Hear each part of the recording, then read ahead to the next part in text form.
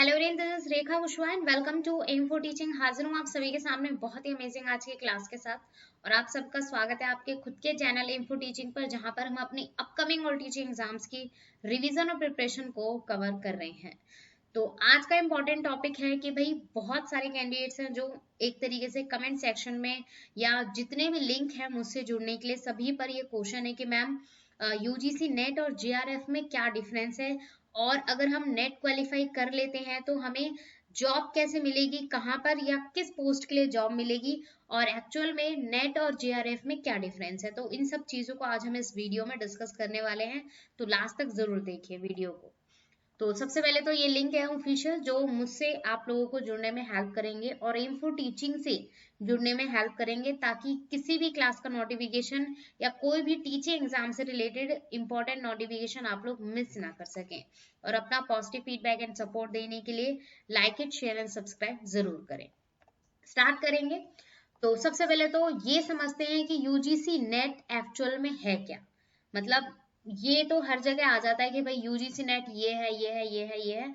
तो सबसे पहले मैं बता दूं, यूजीसी नेट का एग्जाम तो हो चुका है, मतलब एक तरीके से।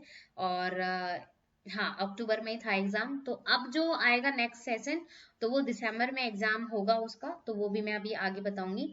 तो देखिए, university grants commission national eligibility test कहते हैं। नॉर्मली नेट क्या है? National eligibility test.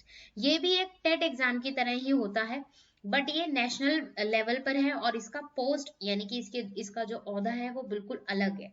ठीक है। तो UGC NET is a national level exam conducted in order to determine the qualified candidates for assistant professor. यानी कि जो टेट एग्जाम है, वैसे डिफरेंस मैं बता दूं, टेट एग्जाम जो 12th तक के लिए होता है, मतलब कि 12th क्लास तक को पढ़ाने के लिए आप गवर्नमेंट टीचर बनना चाहते हैं तो उनके लिए होता है। और नेट एग्जाम हो जाता है कि लेवल बढ़ जाता है। अगर आप 12th के बाद टीचर बनना चाहते हैं तो टीचर नहीं, वहां पर आ जाता है प्रोफेसर। ठीक है। तो उस लेवल को अगर आप पाना चाहते हैं तो वहां पर आप लोगों को क्वालिफाई करना पड़ता है नेट का एग्जाम, यानी कि नेशनल एलिजिबिलिटी टेस्ट। ठीक है। तो अगर आपने क्वालिफाई कर लिया तो वहां पर आपको दो ऑप्शन मिलेंगे, एक तो असिस्टेंट प्रोफेसर के लिए, और एक हो जाता है जूनियर रिसर्च फेलोशिप, जिसे कहा जाता है शॉर्ट में जेआरएफ। ठीक है। ये दो पोस्ट के अकॉर्डिंग आप लोग, अगर आपने नेट क्वालिफाई कर लिया तो ये दो पोस्ट आप लोगों को मिलती हैं। इन दोनों में से जो भी आप चाहें उसके लिए मतलब की तैयारी कर सकते हैं आगे, या अप्लाई कर सकते हैं। ठीक है। Assistant professor post in Indian universities and colleges, यानी कि ये दोनों ही पोस्ट आप लोगों को कहां पर मिलेंगी? जो इंडियन यूनिवर्सिटीज हैं और कॉलेजेस हैं। टिल जून 2018 तक क्या होता था कि इस एग्जाम को कौन कंडक्ट करता था? सीबीएसई, यानी कि central board of secondary education conduct करता था बिहाफ ऑफ यूजीसी। ठीक है। बट 2018 के बाद क्या हुआ कि इसे किसने, मतलब कि एक तरीके से ले लिया, मतलब कौन कंडक्ट करता है अब 2012 के बाद, सॉरी 2018 के बाद? नेशनल टेस्ट एजेंसी, यानी कि एनटीए करता है। ठीक है। और एनटीए अब हर साल, यानी कि 2019, 20, 21 और इस साल भी एक तरीके से एनटीए ने ही कंडक्ट किया है। तो यानी कि दो बार एग्जाम होता है इसका, नेट एग्जाम दो बार होता है। ठीक है। तो अब तो अक्टूबर वाला सेशन हमारा निकल चुका है, अक्टूबर में एग्जाम हो चुका है नेट का। अब जो होगा वो दिसंबर में एग्जाम होगा। ठीक है। तो उससे मतलब कि 3 महीने पहले नोटिफिकेशन आ जाएगा। तो देखा जाए दिसंबर में एग्जाम होगा तो इट मीन्स अक्टूबर नवंबर में ही शायद नोटिफिकेशन आ जाएगा। तो जनवरी फरवरी में एग्जाम होने के पूरे पूरे चांसेस रहते हैं। मतलब अब की बार तो कोविड की वजह से बहुत डिले हो गया है, वरना साल में 2 बार एग्जाम होता है। ठीक है। 6-6 महीने के दूरी पर हो जाता है, इस बात को ध्यान में रखेंगे। अब आगे बढ़ जाते हैं कि UGC net and JRF is one of the most popular exam started by the university grant commission. ठीक है।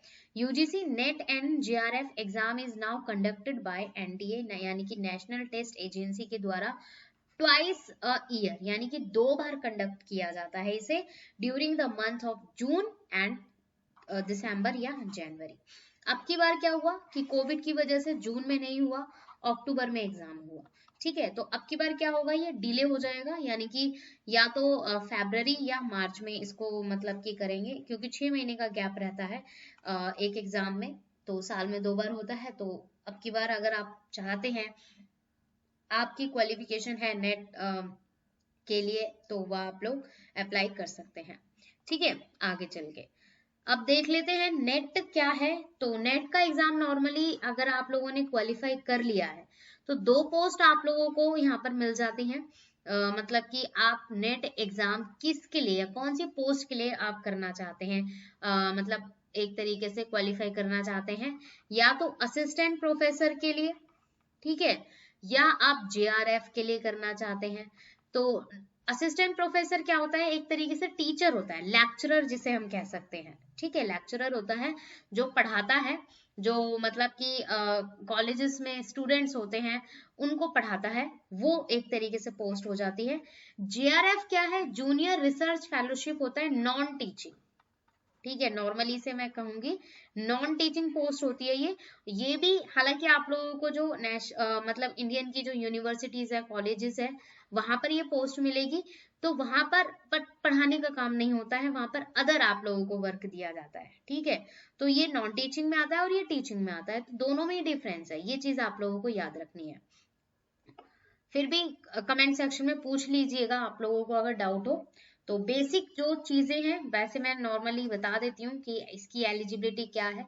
तो देख लीजिए, अगर आप नेट चाहते हैं क्वालिफाई करना, तो आप लोगों के पोस्ट ग्रेजुएशन में 55% मार्क्स होने चाहिए।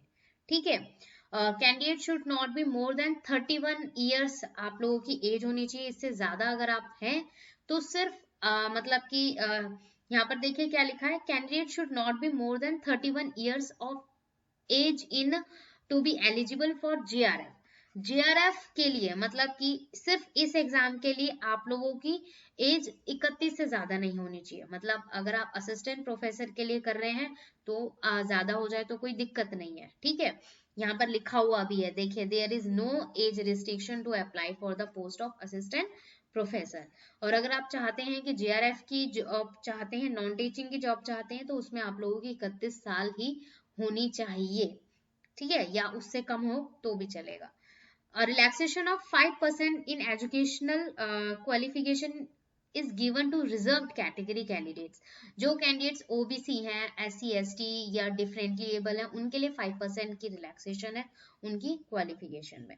ठीक है, relaxation of 5 years in age criteria, और एज भी देखिए 5 साल का यहाँ पर 5% का एज वो एजुकेशनल क्वालिफिकेशन में मतलब कि एक तरीके से रिलैक्सेशन है, और एज में भी 5 इयर्स के अकॉर्डिंग भी आप लोगों को यहाँ पर क्या मिल जाएगा, एक तरीके से रिलैक्सेशन मिल जाएगी अगर आप किसी कैटेगरी से बिलोंग करते हैं तो।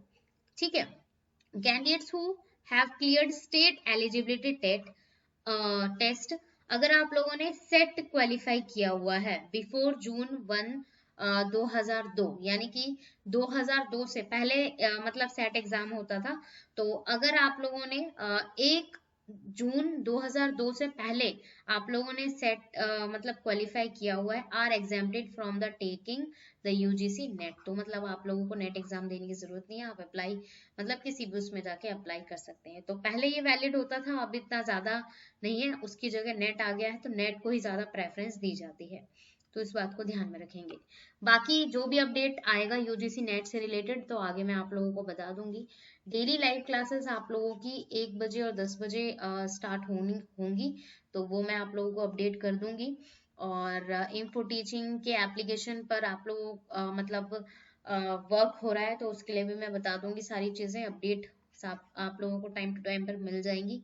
ग्रुप्स आप लोग ज्वाइन कर लीजिए ताकि किसी भी लिंक से आप लोग मिस ना कर सकें किसी भी लिंक को, चाहे अब कोई भी अपडेशन हो या नोटिफिकेशन हो। और ऑनलाइन मीटअप रखने वाली हूँ मैं अक्टूबर में, देखते हैं कौन सा डे फाइनल होता है। और एपीएस का बैच तो स्टार्ट करना है जैसे ही क्या, वैसे तो हर साल अक्टूबर में वैकेंसीज आ जाती हैं, बट देखते हैं आपकी बार डिले हो रहा है तो कोविड की वजह से हो रहा है, तो ये सब भी एक रूटीन है। बाकी आप लोग सभी लिंक से जुड़ेंगे मुझसे तो सारी चीजें आप लोगों को टाइम टू टाइम पर मिलती रहेंगी। So keep learning, thanks for watching, मिलते हैं नेक्स्ट क्लास में। हाँ।